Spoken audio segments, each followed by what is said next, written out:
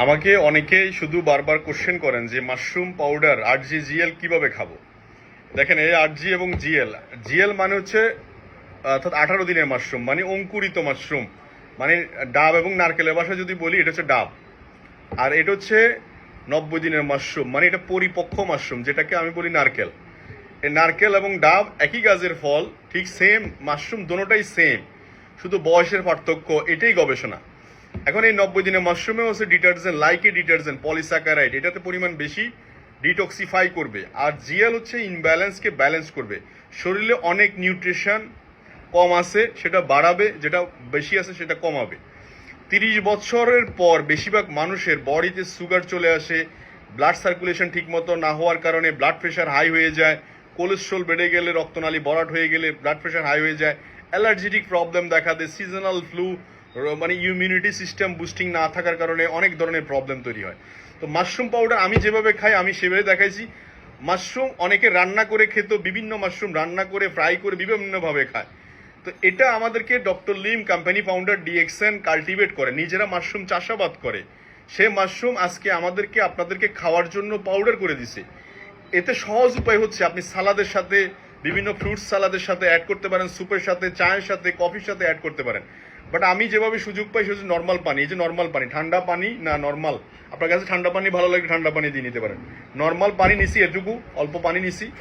Just এখানে আমি 2 চামচ, মানে আমার কাছে 2 চামচ হলে হয়। তা আমি এই চামচে, এই যে চামচ, এই চামচে 2 চামচ নিছি।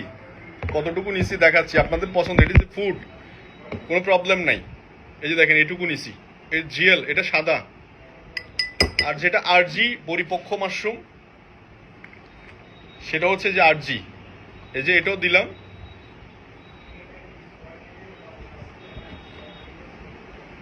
এই যে এটা দিলাম, এই যে দিলাম, বাস এটা গুলে নিব আর খেয়ে নিব। তার মানে মাশরুম হয়তো রান্না করে খাওয়া লাগতো, কিন্তু ডক্টর লিম আজকে রেডি করে দিছে, গুলে খাওয়া যাবে। এটা পানির সাথে একদম মিশে যাবে। জাস্ট 1 মিনিট আপনি যদি একটু নাড়াচাড়া দেন তাহলে কিন্তু মিশে যাবে। বাস এটা খেয়ে নেবেন, সিম্পল।